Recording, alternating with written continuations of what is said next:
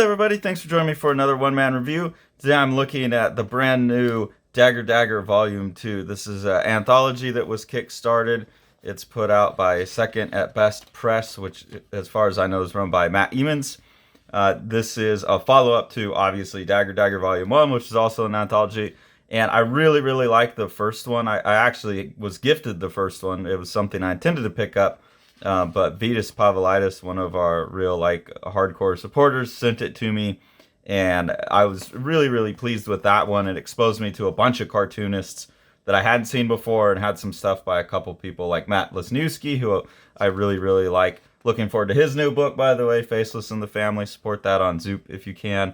And this one's the same thing. It's got some people I like in it, and it's got some people I've never heard of, and some people I'll be following up on. So I'm just going to go through and look at each one, see which ones I like and see which ones you like. Hopefully there's some artists you can follow up on as well. It's got, as the first one did, it's got a little opening and closing story where there's a character actually reading the book. Those are by Matt Eamons. That's really fun. Then the first story, The Ember, this is by Lonnie Nadler on writing and Troy Nixie on art. And this was the one that I was really, really excited about in this volume. Been a big fan of Troy Nixie's stuff for a while. He's got such a particular style to him. And then lately, the commissions I've been seeing him do on Instagram, where he's really leaning into the texture and the cross-hatching in a way that hadn't before. That they're looking beautiful. And these pages looked like they were kind of in that same approach, and they are. You can see they're just crazy intensely detailed. There's a lot of really cool cross-hatching going on, but there's also some really cool, reductive cross-hatching where Troy is drawing with white over top of black. You can see that pretty obviously in some spots. So I just really love the look of it. It says that it's part of the title says that it's part of a larger thing. It looks like a Kyklos cycle short story. So I'm really curious what this Kyklos cycle is, and really hopeful, would be really excited if this is some graphic novel length project that Troy Nixie is working on with Lonnie Nadler in this style. And especially if it's in black and white, I would be super excited about that. I could see this work looking pretty good colored as well, but there's just so much gorgeous texture work. It would be a shame to see that lost. So this is something that I really think needs to be seen in black and white. And the print quality on this one is amazing. As with Dagger Dagger Volume 1, there's a real wide variety of print quality. So whoever's doing the printing knows what they're doing, but I'm assuming different artists are sending in files, and that Second at Best isn't doing anything to them other than what they get. So it depends on the artist what the print quality is. But this story is fantastically printed. It looks amazing. So I would love to see a black and white long form story in this style. I didn't get too much of a sense of the story. It's some bigger kind of eldritch horror thing, it looks like, but I don't know. I need greater context. This next one, Executive Function, it's written and drawn by Dylan Snook with lettering by Andre Lukin. This one was kind of a fun little story, but the art is a little bit loose for me. I could see something like this working better with color, but really quick and loose. These are all sci-fi or fantasy stories, so this one has that element to it. Cicada by Nicole Gou, I'm assuming, Gao. I like the art in this one. I really, really, really like this first page. This first page really touched me because they're sitting there talking about what happens when you achieve the thing. This character had gotten amazing at playing at violin, and played their dream venue, La Scala, and it's what else do I have left to do? And this whole conversation they have about that very real fact of accomplishing your goal and then feeling empty afterwards, that is super compelling to me. Then the rest of the story just goes into kind of a Kafka metamorphosis thing, and that forces the character to find something new going through that metamorphosis. Personally, I know this is a fantasy book, so you kind of have to have that element to it, but I would love this is like the book that I want to rate is what do you do when you hit that spot? What do you do, or when you have like you've never had a goal? Just like how do you form goals? I don't think that's something that I've seen a lot of people address really at all, but especially in fiction. And so I really liked the dialogue on that first page. But then the rest of the story is a little bit, just more fun, fantastical stuff. This one, Errands for Calier by Letty Wilson, is a really, really well cartooned story about a siren, basically. They call it a skelkie. I believe that's the Scottish term for it. Really, really love the cartooning in this one. Followed up on Instagram. Great cartoonist working with ink. When I was looking at this, I was assuming that it was drawn on a computer because there's like all these strange tone effects that look kind of rough and like they got, I don't know, they're strange. They kind of help with the ocean look too, but it's a strange look. But more than that, it's that the artwork is so pixelated that even on these big, thick black borders, I can see like each pixel, like the image. I can really, really tell it's constructed out of chunks. It almost looks like a 8-bit type of thing, and I don't know if that's intentional. But looking at the Instagram, this artist is so good with ink and so good. Like this is such a beautiful drawing with all these details. I just don't think this artist knows how to prepare their art for print, which is unfortunate because the story's fun and I really, really love this cartooning. They also have a really interesting page here where I think this was done with ink wash and then it's been converted to halftone, and the halftone's really big. And I think that's probably what happened throughout the whole story is the whole thing got halftone because I think maybe this is ink wash here. And so everything got halftone, but it got halftone with like such a big halftone pattern that you could see it on everything. But here I really like the look. It kind of reminds me a little bit of what Eddie Campbell did with actual like cut out tone in his book Bacchus. But I don't think that's what it is. I think this is an ink wash that got turned into a really big halftone pattern.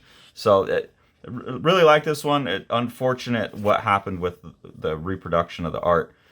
Here's a Matt Eamons story, Work for Hire. Really like Matt's stuff. I'm really looking forward to his Council of Frog books that's coming out because that's in color. I think with his big, thick, chunky marks, like color would look really good. But Matt's pretty good with getting the screen tones in there. The screen tones do look kind of digital though. Like I can see like on this one, there's another story in here where the screen tones look more physical. But there's kind of like not a moire pattern exactly, but maybe like a boxy look to it. Like you can see the repetitions in the digital clone stamp that they're using or something. I'm not sure. But I really like the art. I'm really looking forward to Council of Frogs because I think Matt's works really great in color. But dig the style. This story here kind of reminded, and the style in general, reminded me of Andrew McLean's Headlopper. You got this character strapped to like this warrior's back, and that's pretty much what that is. The other artist that I'm really excited about ahead of time and was happy to see in this book is Molly Mendoza. The story here is by Sage Howard. I'm used to seeing Molly Mendoza do her own writing as well. Big fan of her book From No Brow, Skip, and then big fan of her self-published book Stray. I've done reviews on both of those books and really enjoyed them.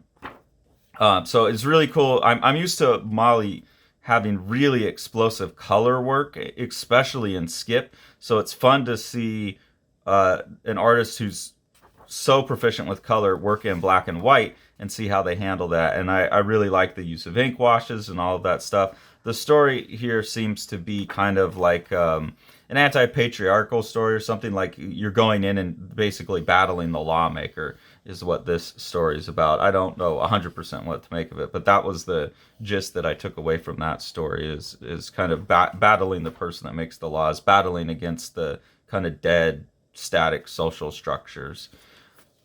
This piece here by Nadir Noor, Taciturn, this one really interests me because of the production. The art is like so fragile looking, and then it's pretty obvious that there's something being done to the art to purposely make it look broken up and pixelated and choppy. Like there's already a lot of broken edges on the drawing, but even like the panel borders look like they're made out of like tick tick tick tick tick tick marks. So it looks like maybe some kind of digital pencil texture tool or something that's being used, but it applies to the lettering as well, which is really strange.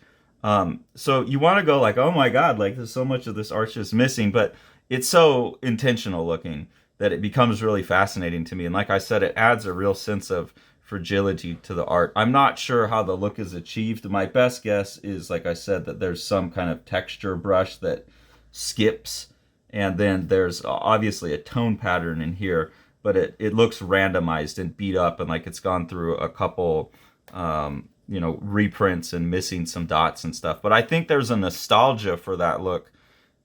People who are used to growing up reading bad reproduction, when they're making their art and then it's looking too clean and they're trying to get that look that they're nostalgic for, they're coming up with methods for doing that. So in this one, it's a bit weird to my eyes, because it's like, well, I don't know, why would you bust your lines up like that? But it does add a fragility and a softness to the whole thing that seems extremely intentional to me. Again, in the tones here, I'm seeing like a pattern rather than just an even tone. So I think it's done all digital, because those digital tones have a tendency to, you can see like it comes in chunks, especially if they like made it and then using like a clone stamp or something. So that's a bit strange to me, but it's an interesting look, and I really like it. This is definitely one of the artists I went chasing after on Instagram, because a part of what I wanted to see was if this style applies to most of their production, and it does. Incident on Viridian 4. This is another Matt Eamons. I like this one quite a bit better. I think I like them both, but I think the tones in this one look good. Like they're big enough and they actually look like tone. They don't have those weird patterns and repetitions in them. And I think it fits his big, thick style as well. And then the story in this one's pretty fun. It's a story about a prison. That's as much as I'll say about that, because this is brand new. So I'm just trying to expose these artists, and hopefully this is still available that people can go order it. Old Time Removed.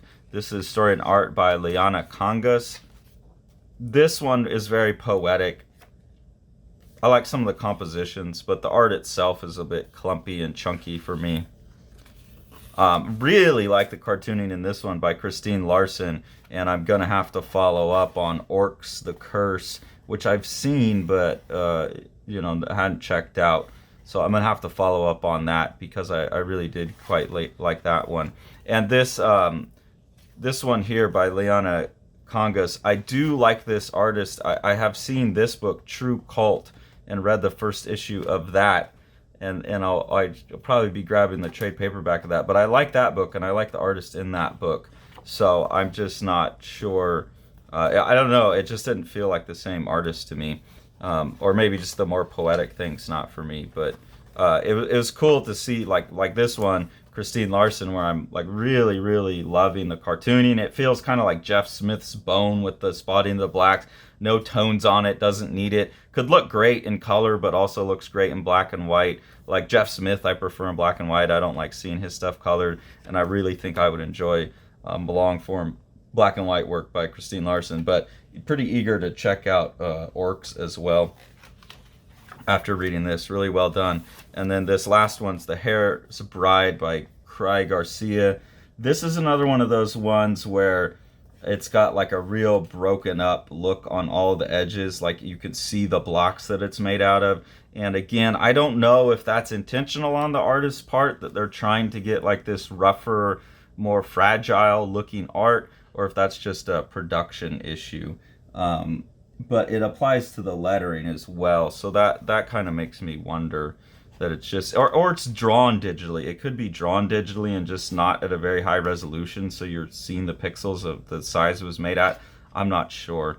And then the story on that one, I like the cartooning, but the story on that one, I just finished it and it didn't really land much for me. And then again, you have this like bookend sequence where the character is actually reading the book that you're holding, and then they unroll, and they've got all the contact information for all the artists, like what their Instagrams and Twitters are, which is great because with a book like this, that's exactly what I'm into it for. Is like, I don't expect any one story in an anthology to be like the best thing I've ever read, but I am pretty excited to go check out what else the artists have done. So that's really awesome. And then here they just, kind of suggest like, go get more books, go read more things. And this one, unlike the rest of Matt Eamons stuff in the book, has like really bizarre fuzzy production on it, which is strange given that everything else is really, really well produced. So again, I don't know. Really excited about this. I backed out on Kickstarter too, The Council of Frogs, so I'm looking forward to seeing Matt Eamons' work in color. There's 2 other Matt Eamon books listed here that I'm at some point going to have to get. I've read Stray by Molly Mendoza, but Christine Larson I'll have to follow up on. This one I'll get it when it's all finished. That looks cool. And then this one here by Nicole Gu. Was that, I forget, was that the one other cartoonist I like? That one I don't know. That one didn't. Yeah, this one I like the story okay, but an illicit anime DVD burning business. I don't know. That actually sounds kind of good. So I'll probably get all of these at some point. I really enjoy these Dagger Dagger books. They're good collection of artists. Anyways, that's who's in the new one. Hopefully you can get yourself a copy, and hopefully you can get on Instagram and support those artists and support the other books they have coming out. Really, really dig the collection of artists that Matt Eamon has put together here, and maybe there will be a Dagger Dagger Volume 3. I would love to support it and love to see what other great art is out there. So yeah, definitely go get yourself a copy of this book. If you enjoy what we're doing here with the channel, the best ways that you can help are through our Patreon. We always appreciate that. There's 3 different tiers that come with kind of different things that you can get. That money always helps us buy the books that review, things like that. And then the best thing you can do is back the projects that Sean has coming out through Living the Line. So currently he has a Kickstarter for Eric Creek's The Exile, so we'll go ahead and take a look at that project now, and hopefully you can go back that piece on Kickstarter. The Exile by Eric Creek is a gorgeously illustrated Viking saga of revenge. Eric Creek calls it his Viking Western. It's about a guy who's been away on the warpath and is returning home to some family troubles that have to be resolved. And this is told in just this amazing, like, kind of 3-color art style that looks like old woodblock cuts or something. It's absolutely gorgeous book that you've got to pick up. For following along, take it away, Jack. You want to see all these books? Smash that subscribe button and the like button and the bell, and then you get them.